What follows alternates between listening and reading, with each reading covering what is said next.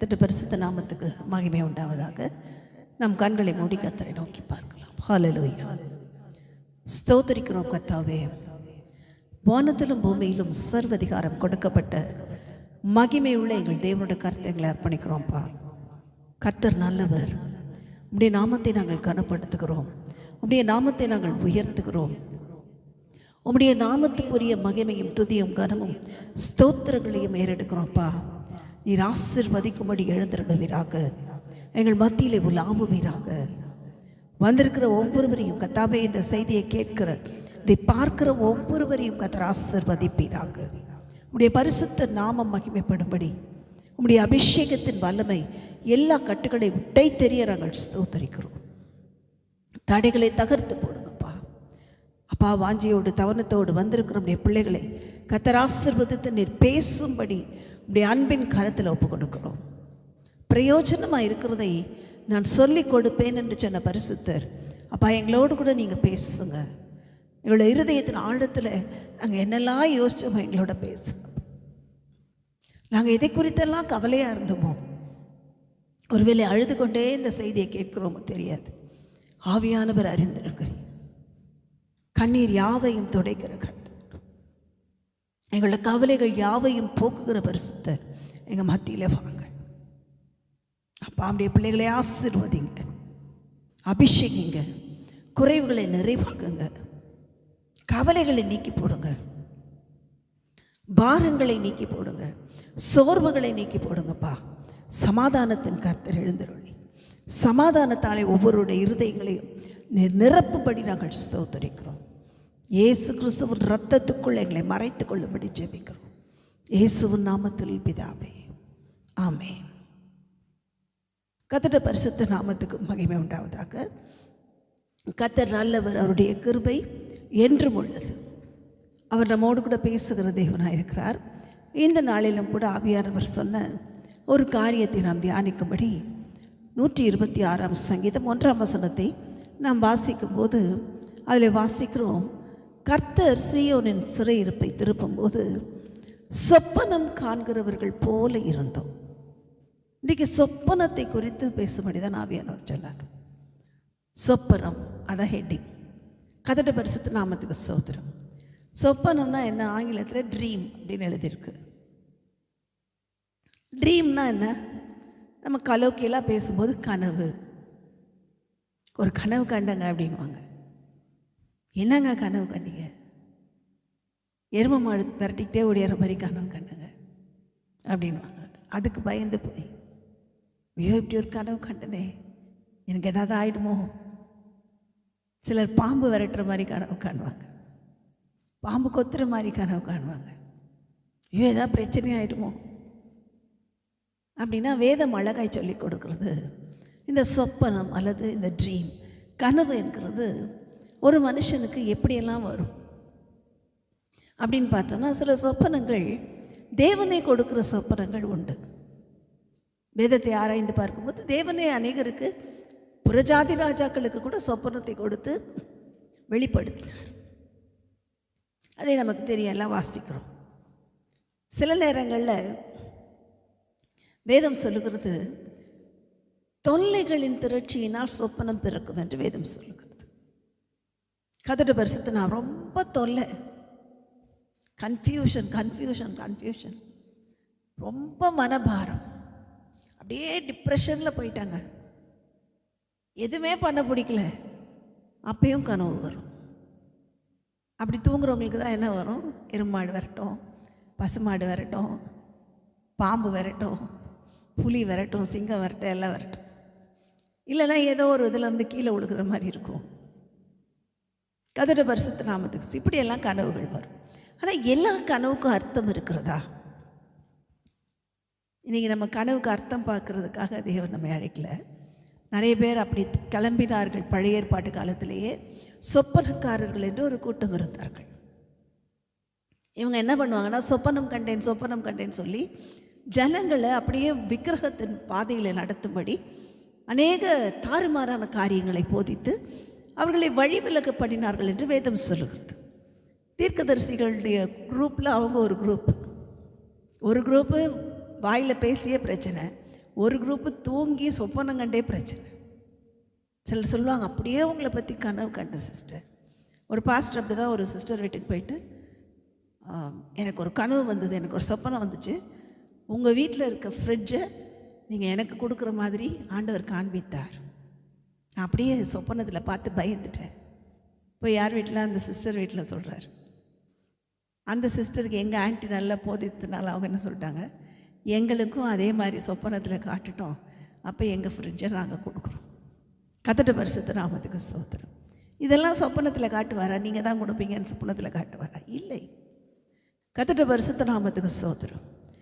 காணிக்கைக்காகவும் மற்ற உலக பொருளுக்காகவும் தேவன் சொப்பனம் கொடுக்கிறவர் அல்ல. அப்போ சொப்பனம்னா யார், எப்படி, எது உண்மை என்று நிதானித்து அறிய வேண்டும். வேதத்தின் படி இல்லாவிட்டால் அது தேவன் கொடுக்கிற சொப்பனம் அல்ல. கர்த்தருடைய பரிசுத்த நாமத்துக்கு ஸ்தோத்திரம். இப்போ வேதத்தின் படி தான் எல்லாமே பார்க்கணும், ஆராய்ந்து பார்க்க வேண்டும். சொப்பனத்திலேயே 2-3 விதங்கள் உண்டு. நான் எல்லாம் சொல்ல போகிறதில்ல. வேதத்தை பார்க்கும்போது முதல்ல சொப்பனம் கண்டதாக எழுதப்பட்டிருக்கிறது யாருன்னா ஆபிரகாம்.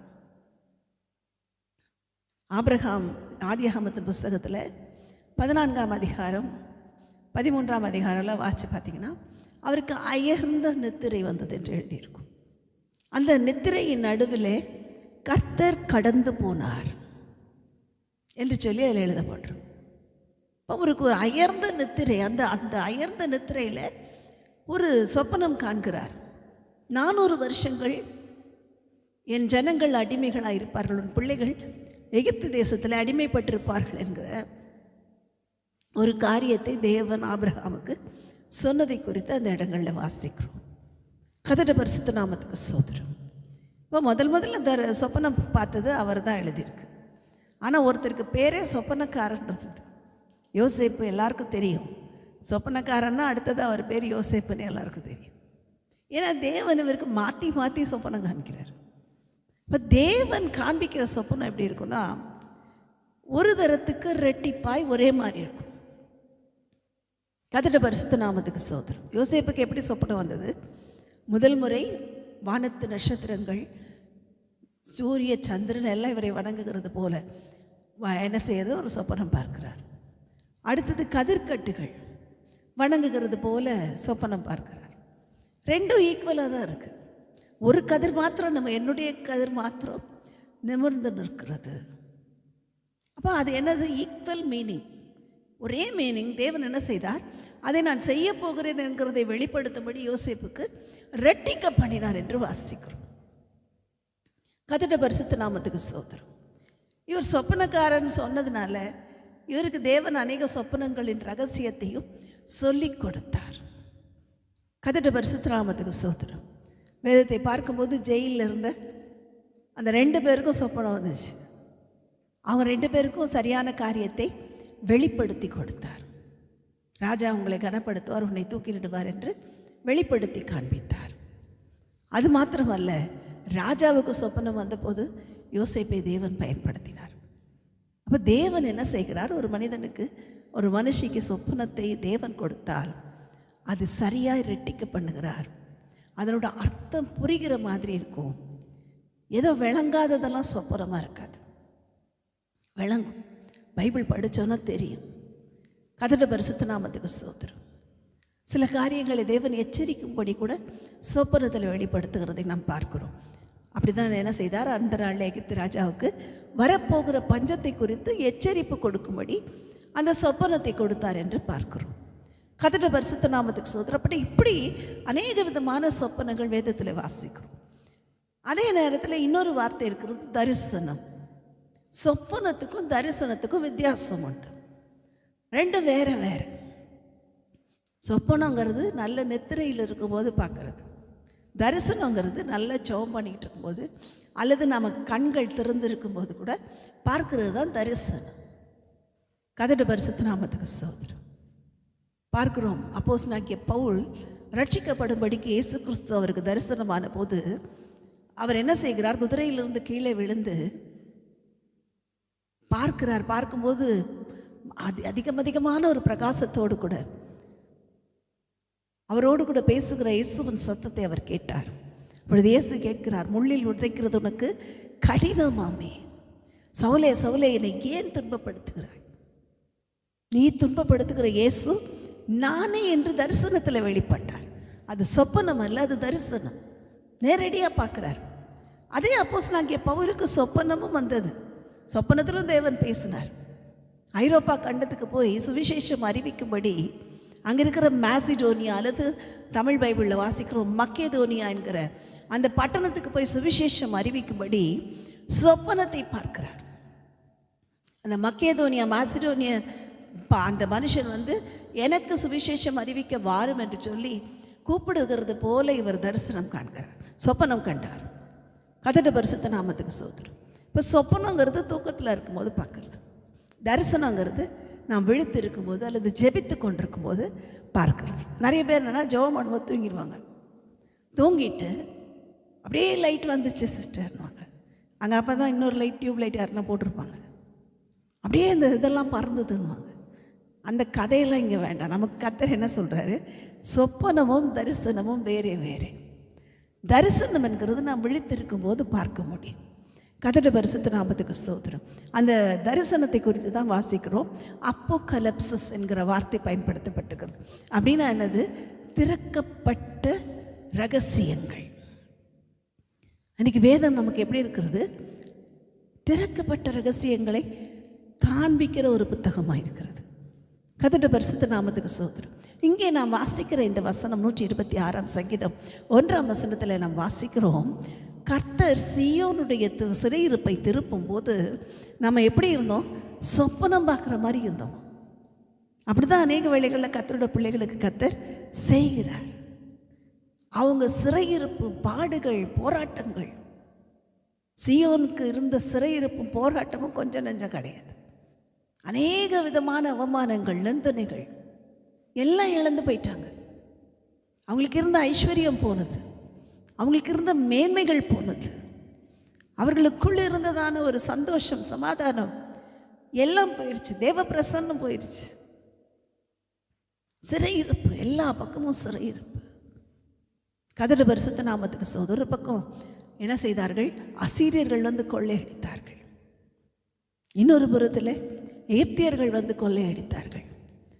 இன்னொரு பக்கம் யாரு? பாபிலோனியர்கள் கொள்ளையடித்தார்கள்.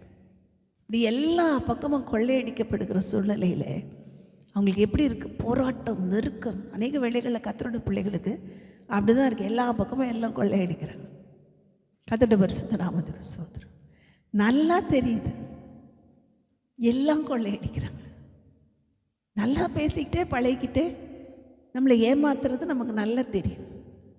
பார்த்தீங்கன்னா வேதத்தை எடுத்து வாசிக்கும்போது அப்படிதான் நிறைய பேர் வஞ்சிக்கப்பட்டார்கள். அவர்களுடைய ஆசீர்வாதங்கள் திருடப்பட்டு போனது, கொள்ளையடிக்கப்பட்டு போனது. ஆனால் பவுல் சொல்லுகிறார், நான் என்ன செய்கிறேன்? எல்லாவற்றையும் குப்பையாய் எண்ணுகிறேன், கொள்ளையடிக்கப்பட ஒப்பு கொடுக்கப்பட்டேன் என்று எழுதுகிறார். எப்படி? ராபரி பண்ணுறதுக்கு அவரே ஒப்பு கொடுத்துட்டார். வரவங்க போகிறவங்களாம் ராபரி பண்ணிட்டு போகிறாங்க. ஒரு பாஸ்டர் ஐயாவை எங்களுக்கு நல்லா தெரியும். அவங்க ஃபாரின் போகிறேன்னு சொன்னாங்க, அவ்வளோதான். நாங்கள் அவங்க பேர்லாம் சொல்லலை. ஃபாரின் போகிறேன்னு சொன்ன உடனே அடுத்த ஒரு ப்ரேயர் மீட்டிங் வச்சார். அவர் எல்லாரோடையும் ரொம்ப நல்லா பழகினவர். உடனே என்ன ஆகிடுச்சு? நீங்கள் ஃபாரின் தானே போகிறீங்க, இதெல்லாம் எடுத்துகிட்டு போக முடியாது. இங்கே இருக்க டேபிள் எடுத்துக்கிறோம், கட்டில் எடுத்துக்கிறோம், பீரோ எடுத்துக்கிறோம், உங்கள் இங்கே இருக்கிற ட்ரெஸ் மெட்டீரியல்ஸ்லாம் நாங்கள் எடுத்துக்கிறோம், உங்களோட துணிமணிகளை நீங்கள் அங்கே போய் வேறு எதனா யூஸ் பண்ண போகிறீங்க என்று சொல்லி இவ்வளோத்தையும் தூக்கிட்டு போக முடியாது. எல்லாத்தையும் என்ன செய்தார்கள்? கொள்ளையடித்து கொண்டு போனார்கள். கொள்ளையடிக்கப்பட ஒப்பு கொடுக்குற ஊழியர்களும் உண்டு. கர்த்தருடைய பரிசுத்தம். கொஞ்சம் ஒரு பாஸ்டர் கொஞ்சம் ஏமாந்தவங்களாக இருந்தா சில சபையில் என்ன நடக்கும்? கொள்ளையடிச்சிட்டு போவாங்க. பாஸ்டர் 2 தடவை அழுதா உடனே அவங்க என்ன வேணுமோ கொடுத்துருவாங்க. உடனே என்னது? கொள்ளை. இப்படியும் இருக்குது. அதுதான் வேதத்தில் வாசிக்கிறோம். அவர் சீயோனின் சிறையிருப்பை திருப்பும் போது கொள்ளையடிக்கப்படுகிற சிறையிருப்பு. சிலருக்கு எப்படிப்பட்ட சிறையிருப்புனா கண்ணீரின் சிறையிருப்பு. எந்நேரமும் கண்ணீர். ஒரு நாள் கூட நிம்மதியாக இல்லை சிஸ்டர். அவ்வளோ போராட்டம். வீட்டுக்கார் வந்து அடிக்கிறார், உதைக்கிறார், குடிச்சிட்டு வர்றாரு.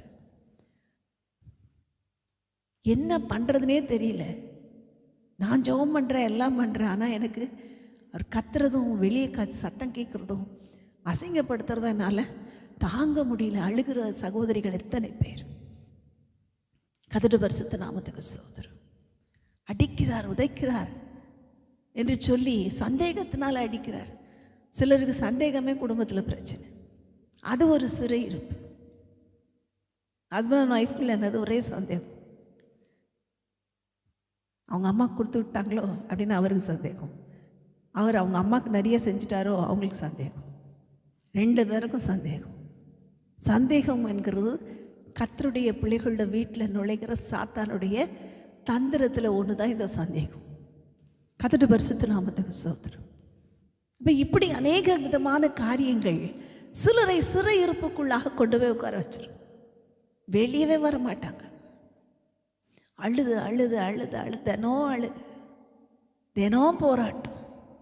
கர்த்தருடைய பரிசுத்த நாமத்துக்கு ஸ்தோத்திரம். சில வீடுகளில் பிள்ளைகள் பண்ணுகிற தாறுமாறுகள், அதை பார்த்து ஒரே அழுக, ஒரே போராட்டம். அதை எப்படி மாற்றுறதுனே தெரில.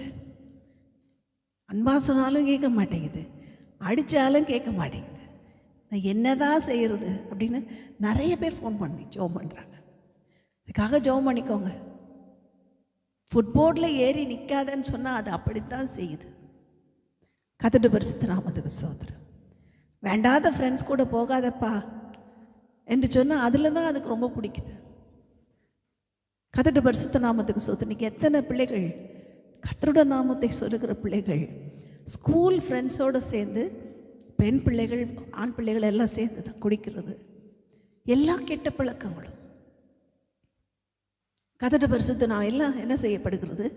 தேவநாமம் தூஷிக்கப்படும்படி பிள்ளைகளை சிறையிருப்புக்குள் கொண்டு போகிறான். ஏதோ ஒரு காரியத்தில் ஒரு சிறையிருப்பு. பஞ்சம் என்கிற சிறையிருப்பு. சில வீடுகளில் என்ன வந்தாலும் நிற்காது. அது ஒரு போராட்டம். வந்துக்கிட்டே இருக்கும், போய்கிட்டே இருக்கும். கர்த்தருடைய பரிசுத்த நாமத்துக்கு ஸ்தோத்திரம். இது ஒரு சிறையிருப்பு. ஆனால் வேதம் சொல்லுகிறது, கர்த்தர் சீயோனின் சிறையிருப்பை திருப்பும் போது சொப்பனம் காண்கிறவர்கள் போல இருந்தோம். அந்த சிறையிருப்புக்குள்ளே இருந்தோம்ல, அது ஒரு சொப்பனம் மாதிரி ஆண்டவர் சொல்கிறார். சொப்பனம் காண்டு கொடுக்க மாதிரி இருக்கிற ஒரு டைம், கொஞ்ச நேரம் தான் அந்த கனவு. இந்த சொப்பனம் எவ்வளோ நேரம்? கொஞ்ச நேரம், வெரி செகண்ட் சொல்லுவாங்க. அப்படி கொஞ்ச நேரத்தில் பாஸ் பண்ணி போயிடும். கர்த்தருடைய பரிசுத்த நாமத்துக்கு ஸ்தோத்திரம். சில நாட்களில் அது திரும்பி பார்த்தா கூட தெரியாது. அந்த சிறையிருப்பு எப்படி போச்சுன்னு தெரியாது. சிலர் சொல்லுவாங்க, அப்பா எப்படி தான் அந்த பாதையில் வந்தேனே தெரியல சிஸ்டர் அப்படின்னா. அப்படி ஒரு பாதை, இருளின் பாதை, பயத்தின் பாதை. இது வழியாக வரும்போது நான் எப்படி வந்தேன்னு தெரில. திரும்பி பார்த்தா பயமாக இருக்கு. கர்த்தருடைய பரிசுத்த நாமத்துக்கு ஸ்தோத்திரம். இப்படிப்பட்ட பாதைகளில் நடந்து வந்த அந்த சிறையிருப்பை தேவன் என்ன செய்கிறார்? திருப்ப போகிறார். அதை திருப்பும் போது எப்படி இருக்குமா? சொப்பனம் பார்க்குற மாதிரி இருக்குமா? கர்த்தருடைய பரிசுத்த நாமத்துக்கு ஸ்தோத்திரம். அப்படியே இது இவ்வளோ நாள் நான் என்ன செஞ்சேன்? அழுதுகிட்டே இருந்தேன்னா அதெல்லாம் கனவா? இவ்வளோ நாள் நான் போராட்டத்திலே இருந்தது கனவா? இந்த கடன் பிரச்சனை இப்படி இருந்ததே, இது மாறுமான்னு யோசிச்சு அழுதுனே, இது எப்படி மாறுச்சு? கனவா? என்னோட பிள்ளை ரட்சிக்கப்படவே படாதோன்னு அழுதுனே, இந்த பிள்ளை எப்படி ரட்சிக்கப்பட்டது? எப்படி திரும்ப என் வழிக்கு வந்தது? கணவர் அடிச்சுக்கிட்டே இருக்கார், எப்படி மாறுச்சு? எப்படி அவரை கர்த்தர் ரட்சித்தார் தெரியாது. எத்தனை வீடுகள் அப்படிப்பட்டவர்களை மாற்றி தேவன் சாட்சியாய் வைத்திருக்கார் தெரியாது. சொப்பனம் பார்க்குற மாதிரி இருக்குமா? அநேக ஊழியர்கள் சொல்லியிருக்கிற சாட்சியை கேட்டுக்கிறேன். நான் சரியான ரவுடிங்க, அந்த ஊரே என்னை பார்த்தா பயப்படாமல் இன்றைக்கி ரட்சிக்கப்பட்டு கர்த்தருக்காக ஓடுகிறேன். கர்த்தருடைய பரிசுத்த நாமத்தை அப்படி மாற்றுகிறதுக்கு நம்முடைய தேவன் சர்வ வல்லவராக இருக்கிறார். இன்னைக்கு கர்த்தர் ஏன் இந்த வசனத்தை சொன்னார் தெரியாது. ஆவியானவர் நம்மோடு கூட பேசுகிறார். கர்த்தர் நமக்காக செய்ய போகிற காரியம், அதை பார்க்கும்போது இதுக்கு முன்னாடி நடந்ததெல்லாம் ஒரு கனவு கண்ட மாதிரி இருக்கும். கர்த்தருடைய பரிசுத்த நாமத்துக்கு ஸ்தோத்திரம். இந்த சூழ்நிலையில் அவ்வளோதான் முடிஞ்சு போச்சுன்னு நினச்சினேன். என்னை தேவன் திரும்ப எழுப்பினார். இந்த வியாதி, இந்த படுக்கையோடு என் வாழ்க்கை முடிச்சதுன்னு நினச்சிட்டேன். ஆனால் தேவன் என்ன செய்தார்? அந்த வியாதி படுக்கையை ஒரு சொப்பனம் போல் மாற்றி போட்டார். இந்த போராட்டத்தை ஒரு சொப்பனம் போல் மாற்றி போட்டார். கர்த்தருடைய பரிசுத்த நாமத்துக்கு ஸ்தோத்திரம். அப்படிப்பட்ட ஒரு சூழ்நிலைக்குள்ளாக கர்த்தர் நம்மை நடத்தி கொண்டு போகிறார். அப்போ என்ன செய்யணும்? சொப்பனம்னா என்னன்னு தெரிஞ்சுக்கணும். நாம் என்ன செய்யணும்? சொப்பனத்தின் ஜெபம் பண்ணி தேவன் கொடுக்குற சொப்பனத்துக்கு தேவனிடத்திலேயே விளக்கம் கேட்குற தப்பு இல்லை. ஆனால் இதே வேலையை வச்சுக்காதீங்க. கர்த்தருடைய பரிசுத்த நாமத்துக்கு ஸ்தோத்திரம். சொப்பனம் கண்டோம்னு சொல்கிற யாரையும் நம்பாதிருங்கள். கர்த்தருடைய பரிசுத்த நாமத்துக்கு ஸ்தோத்திரம். நான் நிறைய பேர் என்னென்ன சொப்பனத்தை வைத்து காசு பண்ண பார்க்கிற அநேகர் உண்டு. அப்படிப்பட்ட மனிதர்கள் உண்டு. அவர்கள் மத்தியில் ஜாக்கிரதையாக இருப்போம். அதே போல் தீர்க்கதரிசிகள் என்று சொல்லிக்கொண்டு எதையோ சொல்லி எதையோ நம்மிடத்தில் பெற்றுக்கொள்ள நம்மை வஞ்சிக்கிறவர்கள் உண்டு. கர்த்தர் காண்பிக்கிற சொப்பனம் எப்படி இருக்குன்னா, வரப்போகிற ஒருவேளை ஒரு போராட்டமாக இருக்கலாம், குறைவாக இருக்கலாம், ஒருவேளை வரப்போகிற ஏதோ ஒரு பிரச்சனையாக இருக்கலாம். அதை தேவன் வெளிப்படுத்துவார் சொப்பனத்தில். கர்த்தருடைய பரிசுத்த நாமத்துக்கு ஸ்தோத்திரம். அல்லது வரப்போகிற ஆசீர்வாதத்தை வெளிப்படுத்துவார். யோசேப்புக்கு இனி வரப்போகிற ஆசீர்வாதத்தை குறித்து அவரோடு பேசினார், அவரை திடப்படுத்தினார். கர்த்தருடைய பரிசுத்த நாமத்துக்கு ஸ்தோத்திரம். ஒருவேளை ஆசீர்வாதத்தை குறித்து வெளிப்படுத்துவார். ஆனால் எதை வெளிப்படுத்த மாட்டார்? நம்மளை பயமுறுத்தி குழப்புற மாதிரி சொப்பனத்தை அவர் வெளிப்படுத்தவே மாட்டார். ஏதாவது ஒரு சொப்பனம் பார்த்தீங்க ஒரே குழப்பமாக இருக்க, கவலையப்படாதீங்க. தேவன் கொடுத்த சொப்பனம் தெளிவை உண்டு பண்ணும். மனதில் ஒரு தெளிவு உண்டாகும், ஒரு வெளிப்பாடு உண்டாகும். அதனுடைய மறைப்பொருள்களை வெளிப்படுத்துகிற கர்த்தர் நம்மோடு இருந்து நமக்கு வெளிப்படுத்துவார். என்றால் அபிஷேகம் பண்ணப்பட்டிருக்கிறோம். அதனால தான் வேதம் சொல்லுகிறது, தானியேலை குறித்து விசேஷித்த ஆவி படைத்தவர். கர்த்தருடைய பரிசுத்த நாமத்துக்கு ஸ்தோத்திரம். ராஜா சொப்பனத்தை சொல்ல மாட்டேன்ட்டார். நேபுகாத்நேச்சார், நான் சொப்பனத்தை சொல்ல மாட்டேன், ஆனால் எனக்கு சொப்பனத்தையும் சொல்லணும், அதோட அர்த்தத்தையும் சொல்லணும். ஏன்னா சொப்பனம் சொன்னால் அதுக்கு 1000 அர்த்தம் சொல்ல இன்றைக்கி ஆட்கள் இருக்கிறார்கள். ஆனால் சொப்பனத்தையும் சொல்லி அர்த்தத்தையும் சொல்கிறதுக்கு ஆட்கள் இல்லை. அதனால தான் அவர் பார்த்தார், நீங்கள் எல்லாம் மந்திரவாதிங்க, நீங்கள் எல்லாம் வெளி சூனியம் பண்ணுற ஆட்கள். உங்களுக்கு நீங்கள் காலேஜில் என்ன தான் மந்திரவாத காலேஜில் படித்தாலும் உங்களுக்கு இந்த வெளிப்பாடு இல்லைன்னா நீ வரவே வராதுன்ட்டார். தானியேலுக்கு தேவன் ராஜாவுடைய சொப்பனத்தையும் வெளிப்படுத்தி வரப்போகிற ராஜ்யங்களின் காரியங்களையும் ரகசியங்களையும் சொல்லி கொடுத்தார். அந்த ராஜாவுக்கு ஏன் சொப்பனத்தை கொடுத்தார்? ஒரு பெரிய சிலை நிற்கிறது. இதை ஏன் கொடுத்தார்? வரப்போகிற ராஜ்யங்கள், பாபிலோன் ராஜாங்கத்துக்கு பிற்பாடு எதெல்லாம் வரும், எந்த சாம்ராஜ்யம் எல்லாம் எழுப்பும், அது எப்படி உடைந்து போகும், எப்படி திரும்ப அது என்ன செய்யும், கட்டப்படும், இதெல்லாம் கிளியராக சொல்லி கொடுத்தார். கர்த்தருடைய பரிசுத்த நாமத்துக்கு ஸ்தோத்திரம். அன்றைக்கு தானியேல் எழுதின அந்த சொப்பனத்தின் அர்த்தங்கள் இன்றைக்கு நமக்கு உதவியாக இருக்குது. ஓஹோ, நாம் எந்த காலத்தில் வாழ்ந்துட்டுருக்கோம், இப்போ எங்கே வாழ்ந்துட்டுருக்கோம், எந்த அரசாங்கத்தில், எந்த சாம்ராஜ்யத்தில் நாம் இருக்கிறோம். இப்போ இருக்கிற சாம்ராஜ்யம் என்னது? ரோம சாம்ராஜ்யத்தின் கடைசி பகுதி, அதில் தான் இருந்துகிட்ருக்கோம். கர்த்தருடைய பரிசுத்த நாமத்துக்கு ஸ்தோத்திரம். ஆனால் இந்த ரோம சாம்ராஜ்யம் முழுவதுமாய் பூமியிலே இன்னும் ஸ்தாபிக்கப்படவில்லை. ஆனால் இனி சீக்கிரத்தில் ஸ்தாபிக்கப்படும். ரோம சாம்ராஜ்யத்துக்குரிய சகல காரியங்களும் நடந்தேறி கொண்டு வருகிறது. கர்த்தருடைய பரிசுத்த நாமத்துக்கு ஸ்தோத்திரம். இயேசு கிறிஸ்துவின் ரகசிய வருகைக்கான சகல காரியங்களும் நடந்தேறி வருகிறது. அப்படின்னா என்ன அர்த்தம்? சொப்பனமானது தேவன் கொடுத்தால் அதனுடைய அர்த்தமும் தேவனே சொல்லிக் கொடுப்பார். இப்போ என்ன செய்யுங்க, எதையோ பார்த்து பயந்து ஒரு வேளை இந்த சொப்பனம் என்ன அர்த்தமாக இருக்கும்னு யோசிச்சுட்டு இருந்தீங்கன்னா, கர்த்தர் சொல்லுகிறார், ஜெபம் பண்ணுங்க, கர்த்தர் வெளிப்பாடுகளை கொடுப்பார். நமக்கு சொப்பனம் மாத்திரம் இல்லை. ஏன்னா வேதம் சொல்லுகிறது, பரிசுத்த ஆவியை பெற்றவர்கள் கடைசி காலத்தில், கடைசி நாட்களில் உங்களுடைய குமாரர் மேலும் குமாரத்திகள், யோவேல் தீர்க்கதரிசன புஸ்தகத்தில் வாசிக்கிறோம், குமாரர் மேலும் குமாரத்திகள் மேலும் ஆவியானவர் ஊற்றப்படுவார். அப்பொழுது மூப்பர் சொப்பனங்களையும் வாலிபர் தரிசனங்களையும் காண்பார்கள். இதுதான் சத்தியம். யாருக்கு சொப்பனம் கொடுப்பாரு? மூப்பர்கள். அப்படின்னா ஆவியிலே வளர்ந்தவர்கள். அவர்களுக்கு சொப்பனங்களை கொடுத்து அர்த்தங்களை தெரியப்படுத்துவார். வாலிபர்களுக்கு என்ன கொடுப்பார்? தரிசனங்களையும் கொடுப்பார். ஆவியில் நிரப்பப்படுகிற பரிசுத்தவான்களையும் பரிசுத்தவாட்டிகளையும் தேவன் அநேக விதமான ரகசியங்களை வெளிப்படுத்துகிற மறைபொருள்களை அகற்றுகிற ஒரு பிள்ளைகளாய் கர்த்தர் வைப்பார். அந்த மறைப்பொருட்களை வெளிப்படுத்தி கொடுப்பார். மறைக்கப்பட்டிருக்கிறது, ஆனால் தேவன் அதை என்ன செய்வார்? வெளியரங்கமாய் சொல்லிக் கொடுப்பார். இது நடக்க போகுதுன்னு சொல்லுவார். இது இந்த டைமில் இந்த டேட்டில் நடக்கும்னு சொல்லுவார். ஒருவேளை இந்திய தேசத்தில் எப்படி ஆகும் என்று சொல்லுவார். கர்த்தருடைய பரிசுத்த நாமத்துக்கு ஸ்தோத்திரம். அப்படி சொல்லுகிறதற்கு நம்முடைய தேவன் உண்மையுள்ள தேவனாக இருக்கிறார். அப்போ என்ன செய்யணும்? இந்த நாளில் நம்ம ஒப்பு கொடுப்போம். ஆண்டவர், என்னுடைய சிறையிருப்பை திருப்ப போகிறீர்.